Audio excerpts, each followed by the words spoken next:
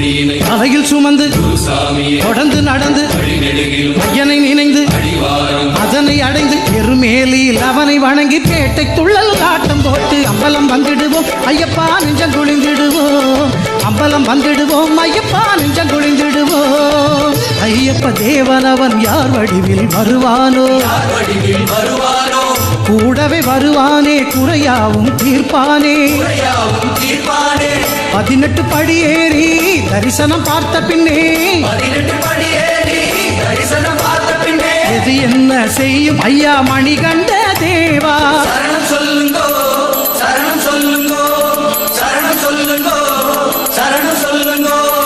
விதி கூட விலகிடுமே சரணம் பொன்னையப்பா. அம்பலம் வந்திடுவோம் ஐயப்பா நெஞ்சம் குளிந்திடுவோம். அம்பலம் வந்திடுவோம் ஐயப்பா நெஞ்சம் குளிந்திடுவோம்.